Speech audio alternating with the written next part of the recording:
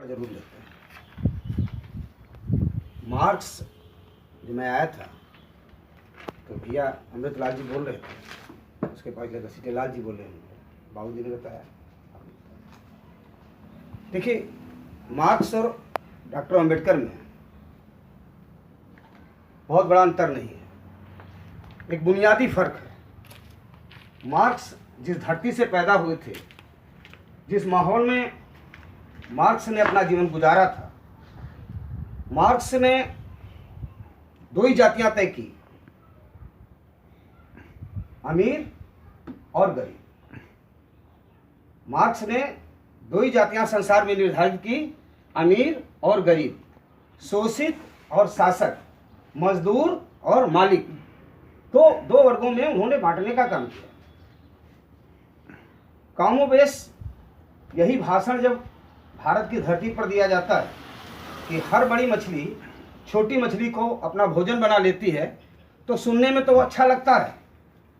लेकिन बाबा साहब डॉक्टर अम्बेडकर के दर्शन में और बाबा साहब डॉक्टर अम्बेडकर की जीवन की जो संघर्ष है, बाबा साहब डॉक्टर अम्बेडकर ने जो महसूस किया वो दूसरी चीज़ है। बाबा साहब डॉक्टर अम्बेडकर ने कहा कि अमीर और गरीब की लड़ाई दुनिया में हो सकती है, लेकिन भारत के अंदर लड़ाई ऊंची जात और नीची जात के बीच में है। यहाँ बंटवारा अमीर गरीब का नहीं है।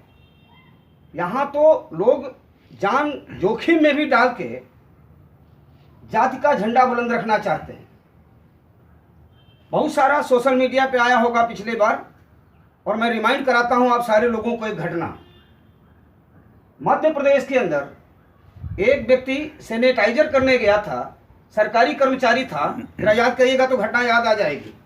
और वो वाल्मीकि बिरादरी का था, अनुसूचित जात का कर्मचारी था, और ब्राह्मणों के यहाँ घर में वो जो सैनिटाइजर वाली दवा छिड़कने चला गया घर के अंदर, और कहीं से लोगों को पता चल गया, जाति पूछ लिया किसी ने कि कौन सी जाति का है, और जब पता चला कि ये अनुसूचित जाति का, भंगी जाति का आदमी है, तो सैनिटाइजर उसके मुंह में जबरदस्ती घुसेड़ दिया, और इतना जबरदस्ती घुसेड़ दिया, इतना सैनिटाइजर उस आदमी को पिला दिया कि सैनिटाइजर पिला पिला के ही उस आदमी को मार दिया। मतलब जो सामाजिक जीवन में लोगों का जीवन बचाने के लिए भी निकला है, लेकिन चूंकि वो हमारी जाति से नीची जाति का है, इस नाते उसकी हत्या कर दी जाती है।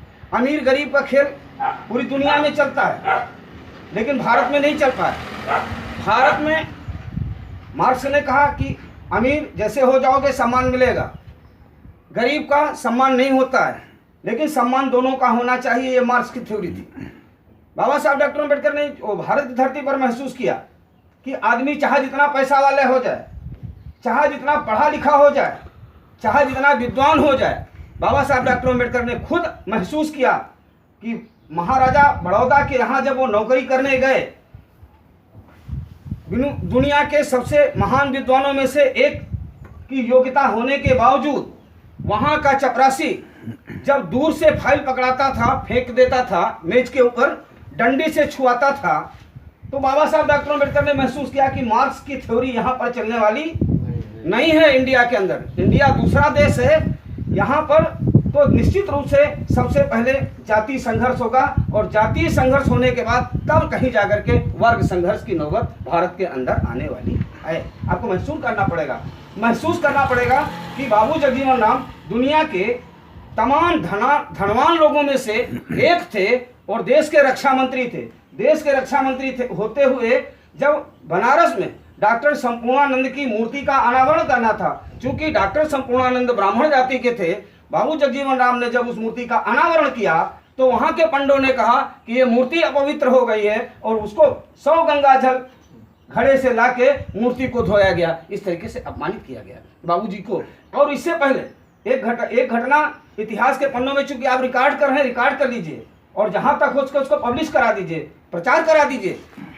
भारत में जब पहले राष्ट्रपति हुए डॉक्टर राजेंद्र प्रसाद जी, बाबूजी आप जानकारी में होना तो बता दें, बाबू राजेंद्र प्रसाद चूंकि कायस्थ बिरादरी के थे, तो सवर्णों ने कहा कि हमारे में कहीं एडजस्ट नहीं होते हैं, ना ब्राह्मण हैं ना क्षत्रिय हैं, और वैसे हैं नहीं, लिहाजा हम इनको शूद्र मानते हैं, और इनको हम तब तक वो सम्मान नहीं दे सकते जब तक बनारस में आकर के 100 ब्राह्मणों के पैर धो करके और उस जल को नहीं पिएंगे तब तक हम इनको मान्यता देने के लिए तैयार नहीं हैं। आपको पता होना चाहिए कि राजेंद्र प्रसाद जी को नेहरू जी लेके बनारस आए थे और 101 ब्राह्मणों के पैर धो के उसका थोड़ा सा ये जल राजेंद्र प्रसाद जी जो भारत के राष्ट्रपति, प्रथम राष्ट्रपति थे, उनको ही पीना पड़ा था। इसलिए भारत की लड़ाई दूसरी तरह की लड़ाई।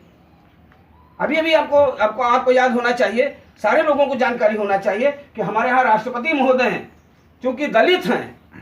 राष्ट्रपति भारत के संविधान के अनुसार किसी भी राष्ट्र का प्रथम नागरिक होता है। अगर मंदिर का शिलान्यास हो रहा है तो उसमें पीएम जा सकता है, वो प्रधानमंत्री देश का सचिव होता है। मंत्री माने सचिव, सेक्रेटरी, आप लोग लिखते हैं ना, प्रधान सचिव, महासचिव।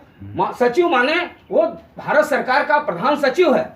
और राष्ट्राध्यक्ष जो है भारत के संविधान के अनुसार राष्ट्रपति होता है, लेकिन राष्ट्रपति को भी वो सम्मान नहीं मिल सका। अभी आपको देखने की जरूरत है कि जो लेटेस्ट घटना है वो वेदों में लिख दिया, महाभारत में लिख दिया, गीता में लिख दिया, छतरी बना दिया, लेकिन मुख्यमंत्री जी ने कहा कि नहीं जी नहीं, जिस कुर्सी पर मेरे से पहले 3-3, 4-4 शूद्र बैठ चुके हैं, मायावती बैठ चुकी हैं, कल्याण सिंह बैठ चुके हैं, मुलायम सिंह बैठ चुके हैं, राम प्रसाद गुप्ता बैठ चुके हैं, अखिलेश यादव बैठ चुके हैं, इस कुर्सी पर हम तब तक नहीं बैठेंगे जब तक गंगा जल से लाके पूरे मुख्यमंत्री आवास को पवित्र नहीं किया जाएगा, इस कुर्सी को धोया नहीं जाएगा, तब तक हम इस कुर्सी पर बैठने के लिए लायक नहीं हैं। और यही शर्मनाक घटना उत्तर प्रदेश के अंदर हुई। ये तमाम वारदातें ऐसी हैं जो इशारा करती हैं। मार्क्स देखिएगा,